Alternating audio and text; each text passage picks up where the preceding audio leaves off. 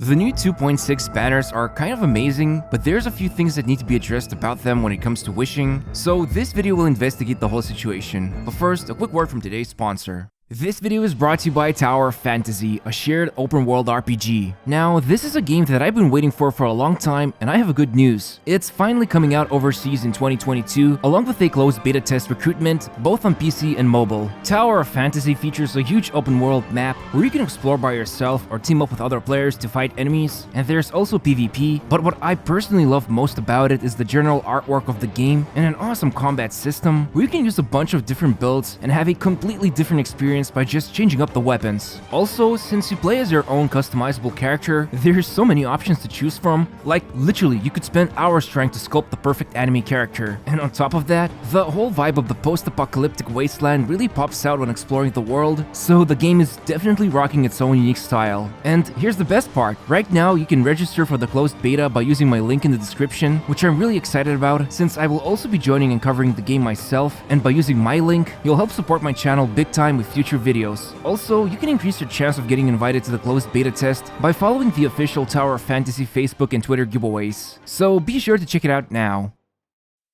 So from the 2.6 livestream, we got a sneak peek at the upcoming banners, and I gotta say, the amount of anxiety I'm feeling right now with my free-to-play account cannot be understated. Like, seriously, you've got Ayato, who has basically been getting hyped up by everyone ever since his first picture was revealed, and now when people in the community get to see him in flesh and blood, he looks even cooler than expected. But the thing is, besides some of the bare minimum official information that's out there from the livestream, it's really hard to pinpoint how good Ayato is going to be, and this is why I also want to talk about both Venti and Ayaka, since these two units are absolutely crazy in the right type of environment. So let's start with Venti, the OG of Genshin Impact. Literally, he was the first character to have his own featured banner on Global, and it didn't take long for the community to figure out just how busted he is. Climbing through abyss floors, cleaning out domains before the minute mark hits, and traversing the open world, everyone knew at the time, even those crappy websites that copy and paste tier lists, that this guy sits at the top of tier lists. But it's been over a year and things changed. We've seen how Hoyoverse started releasing new enemies that punish you for using shields. Hence, a lot of people getting upset their Zhongli no longer keeps them alive in certain encounters. And now the newest trend is energy sapping, so you're forced to build either more energy recharge or get really good with energy particle management. But what about Venti? Well, it kind of depends what type of environment we're talking about.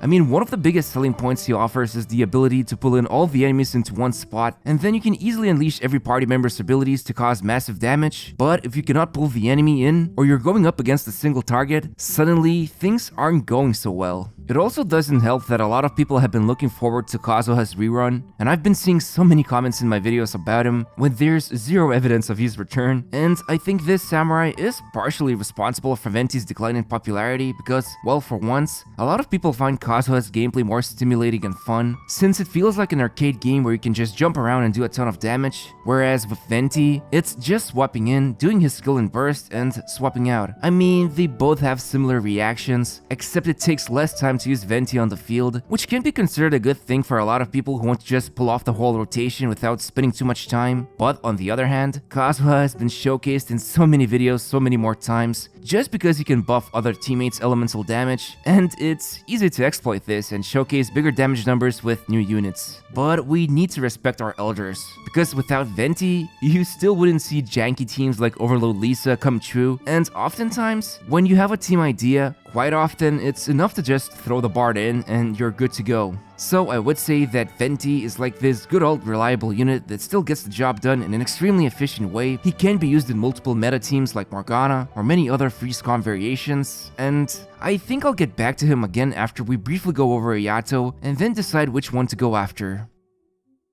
I think that the best thing about Ayato so far is that even if he would not end up as a super strong unit, the fact that during the livestream it was made clear it's very likely you'll be able to use him as either your main damage dealer or a support is, at least for me, a huge win. Now, this duality mainly has to do with the fact just how big his burst range looks like, paired together with his passive where he will be able to regenerate some energy when he is off-field, making it easier to use him as a support in teams, and what's even better, standing inside the burst will increase any active character's normal attack damage, and I can already see some really fun duos like Ayato and Yoimiya as a more of a casual experience, but if the speed of these burst attacks are as real as the animations were shown in the livestream, he will easily end up as a good Hydro team member for both Electrocharge and Freeze teams. I'm not sure how well Vaporize reactions will work with either him as the one triggering them, or someone who will rely on his Hydro application, so that's something to find out after his release. But I'm almost sure Freeze and Electrocharge teams are going to be really good with him as either support or main damage dealer. Oh, and here's the thing, if we assume Ayato's elemental skill damage still counts as normal attacks, which is the vibe I'm getting from the livestream explanation, then Yunjin will probably be a great support for him, and we might get to see them shine together in some kind of a team comp. Also, remember how I talked about in one of my videos about comparing Ayato with Xingqiu and how bad this could be for the community? Well, now I'm starting to think it's the other way around. If Ayato's elemental skill will be able to trigger the book nerd's burst, then it's more than likely Xingqiu is going to end up as an excellent support for Ayato when building up some kind of a mono Hydro, or at least Hydro focused team, because I can already imagine using him together with someone like Xingqiu, Kazuha, and Benny Boy. I mean, this was already possible with Child, but hey, at least now we have more options to build more Hydro teams. But my biggest problem with Ayato right now is that there's still a lot of info I'm missing out on, and to get a reliable opinion on him would require weeks of testing before deciding if he's good or not, especially considering what has happened with Yae Miko. Even though she's not bad, in fact in my eyes, she's good, but the way her kit works and some of the problems people have had with her playstyle and design choices has been a weird experience, especially when I saw so much hype building up around her ever since her cute chibi character showed up in one of those pre-Inazuma live streams. So I would treat Ayato with caution if you care about his power and utility, and just give it some time for the community to figure out once he gets released.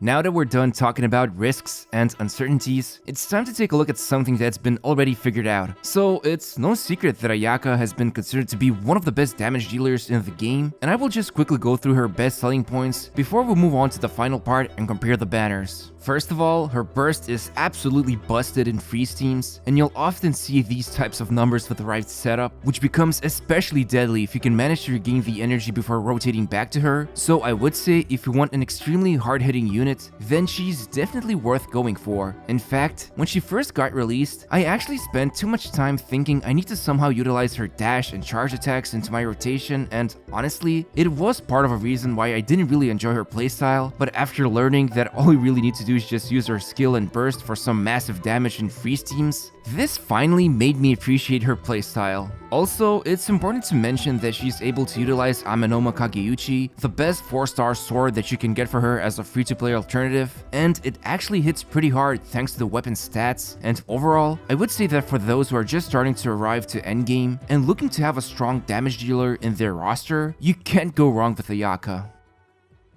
Alright, so the stage has been set. Now it's time to talk about these 3 banners. Now, I would say out of these characters, for beginners, Venti is going to be extremely valuable. I know he has been for me when I first started out playing because it takes so little effort to build him, since all you need is some elemental mastery to make him hit hard, while the rest of the stuff like his own passive skill will help him out with energy recharge. He is truly going to be an invaluable asset if you struggle with clearing abyss floors from 1 to 11, and I couldn't say there's anyone better than him when it comes to crowd control.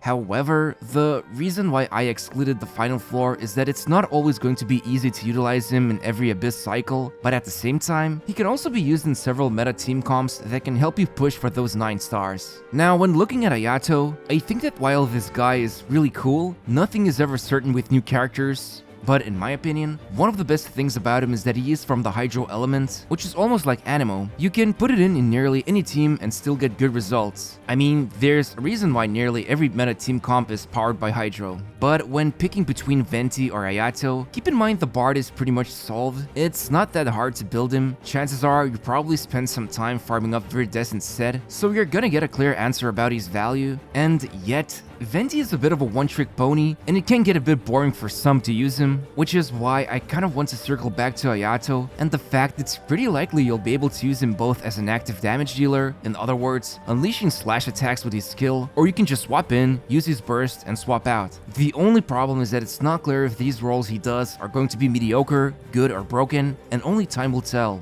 Finally, when looking at Ayaka, she's definitely one of the best units you can use in freeze or mono cryo teams, and she's really fun to use in world exploration as well, since building up and unleashing that burst burst is really easy and makes the daily grind go faster. My only criticism about her would be that if you're not freezing your targets, it's often easy to miss her burst and you end up losing out on a ton of damage that you could have otherwise dealt. But overall, I don't believe going with any of these characters is going to make you feel regret because each of them offers something unique and widely applicable. Venti is good for crowd control and beginners, Ayaka works great for your account as the heavy hitter, and Ayato, while not much tangible data is available about him, he will probably at least work great in Electro Charge and Freeze teams, and also will probably offer two types of gameplay styles you can have fun with. But as for me, my personal choice is going to be Venti on my sort of a new free-to-play account, because I still haven't had a chance to enter Inazuma, and with Venti, I know that he's going to make it easy for me to clear at least one side of the abyss, and I haven't really used him on my main account for a long time now. So maybe I'm also making a nostalgic choice to go for him and relive the memories on a new account. I mean, at the end of the day, I like to find the balance between having fun and also getting some value out of my characters.